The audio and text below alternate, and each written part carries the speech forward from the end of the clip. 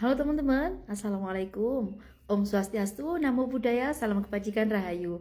Udah gak lama ya teman-teman saya nggak bikin monolog yang panjang banget seperti sebelum-sebelumnya.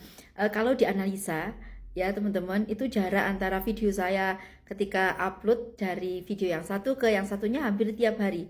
Nah akhir-akhir ini mungkin ya mohon maaf teman-teman yang sering bolak-balik ke akun saya, akun TikTok, sorry maksud saya akun YouTube ya, itu kok bolak-balik menunggu video monolog saya kok nggak muncul-muncul, kok nggak segera diupload, itu kenapa? Oke, untuk mengobati kekecewaan teman-teman, nah kali ini saya akan bikin monolog spesial.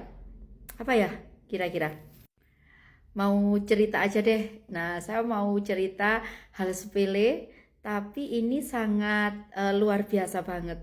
Dan seolah-olah itu mistis, seolah-olah itu apa sih sepele banget. Tapi saya merasakan hal ini tuh, wow, ternyata begini ya, gitu loh teman-teman. Oh ya, sebelumnya bagi teman-teman yang baru saya menemukan channel saya ini, salam kenal semuanya dimanapun teman-teman berada.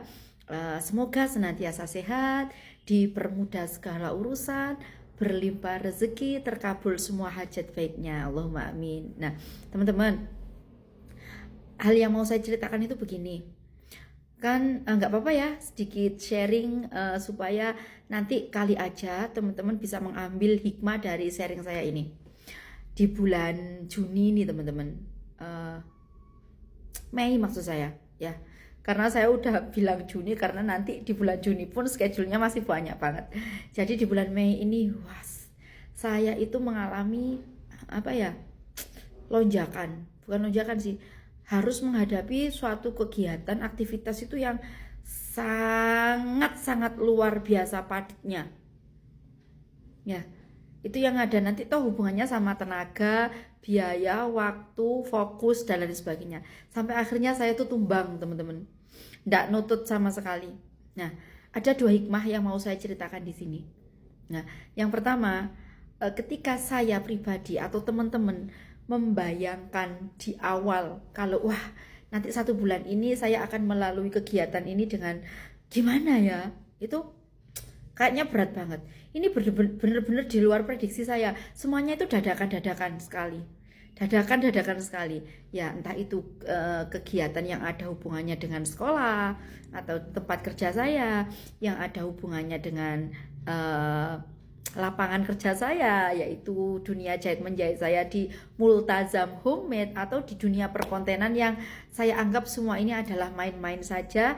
Dan kalau di sekolah semoga ini menjadi amal jariah ya teman-teman ya, entah itu tabungan semesta atau apa namanya. Yang penting saya berharap dengan pekerjaan saya yang satu ini, yang berkecimpung dengan anak-anak, dengan ilmu dan menyampaikan, itu semoga nanti menjadi jariah terbaik, sehingga menjadikan anak-anak itu apa ya, uh, bisa mengeksplor dunia ini dengan begitu tenangnya, dengan begitu penuh rasa syukurnya, tanpa masalah seperti kita yang sudah kita lalui. Oke, kembali ke tema. Intinya teman-teman, saya itu udah panik duluan di awal, sudah panik duluan. Wah, nanti gimana ya saya menjalankan aktivitas ini? Dan notabene kan saya ya ada keluarga, tapi masing-masing kita ya, masing-masing kita itu kan punya pola kehidupan di keluarga, terutama sama pasangan itu kan beda-beda ya. Nah kebetulan saya itu dapat pasangan yang udah nggak, ya, nggak peduli sama sekali gitu loh, yang udah apa-apa kamu udah, ya merasa dia itu udah asik dengan dunianya sendiri lah, kayak main HP atau apa. Dan toh semua ini nggak bisa kita kontrol kan. Kalau dulu saya melihat pasangan saya main HP, duduk, kemudian saya kerja, misal kayak bersih-bersih rumput, saya menjahit, mengerjakan pekerjaan rumah, itu saya gedek, kayak mangkel gitu, kayak marah, emosi.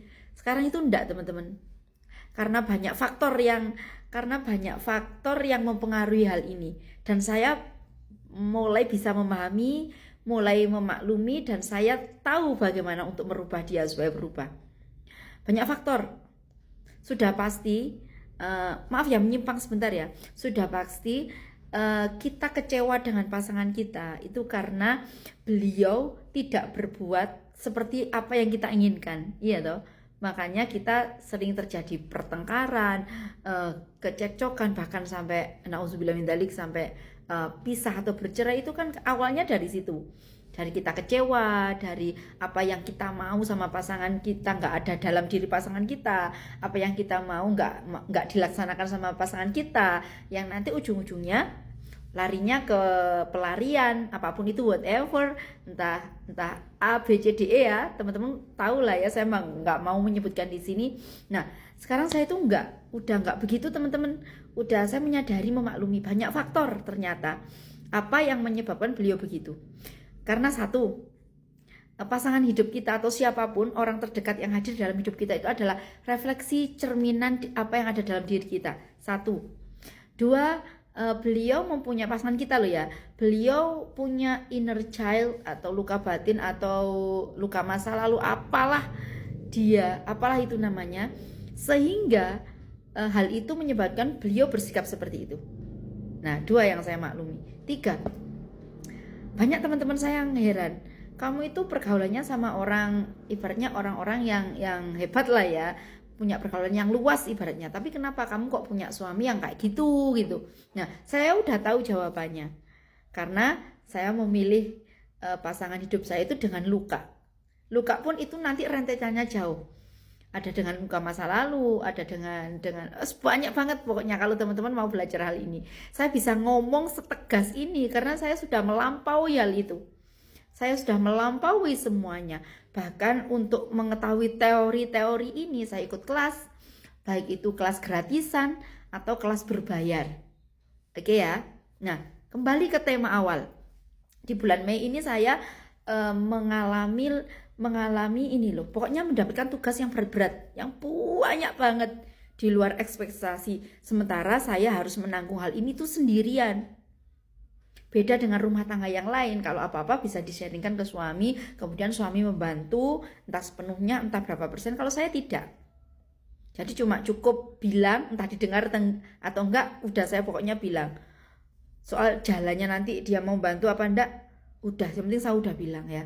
Dan saya udah dalam hati, aduh pasti nanti saya soro sendiri. Karena udah hafal ya, udah. Akhirnya saya lampaui hal ini, sampai pada titik bener-bener nggak nutut tenaga, nggak nutut keuangan, nggak nutut pikiran juga, nggak nutut teman-teman. Akhirnya saya kan seperti biasa ya, saya rutinitasnya ya sadar nafas syukur, itu pasti sih, karena setiap bangun tidur, sebelum tidur itu kita bangun tidur aja udah alhamdulillah aku seurip gitu loh, udah masih dikasih nafas, jadi bersyukurnya itu. Sending love ini kalau dalam agama Islam itu tawasul ya. Tawasul itu ya, sending love itu kita mendoakan orang lain kan. Maka saya awali dengan tawasul ya kepada Allah Subhanahu wa taala, Nabi Muhammad, bahkan malaikat muqarrabin, Sunan Wali Songo, Jawa Madura itu dan lain sebagainya yang diajarkan di kitab dulu di panti asuhan. Saya rutin membaca ini Dzikrul Ghafilin. Jadi urut-urutan siapa aja yang di sending love yang kita tawasul itu siapa-siapa hampir hafal. Ketambahan lagi favorit saya yang saya baca Al-Mukarram ya, beliau mu'alif Simtud-Durrar Al-Habib Ali bin Muhammad bin Husain Al-Habsyi, saya tambahi ke itu. Ketambahan lagi karena Gus Haji Muhammad Iqdam Khalid itu pernah memberikan ijazah tentang La ilaha illallah al-malikul hakul mubin Muhammadur Rasulullah shadiqul wa'adil amin, yang satu kali di ke-100 itu beliau saya tawasuli ya. Saya tawasuli karena beliau adalah sahibul ijazah dalam hal ini. Nah, ketika saya melakukan hal-hal itu teman-teman ya, totally surrender, sudah ya Allah saya pasrah kepada Engkau. Ternyata itu ringan banget. Tiba-tiba ada beberapa acara yang di-cancel oleh pihak sananya tanpa saya berpikir berat. Karena ya itu tadi, karena saya sudah totally surrender sama Allah, udah nggak kecewa sama pasangan, udah nggak nuntut lagi, udah nggak banyak mengeluh. Akhirnya Allah menata demikian itu. Lanjut di part berikutnya kayaknya udah mau habis, 56, 57, 58 gitu ya teman-teman ya. Ini masih belum habis loh.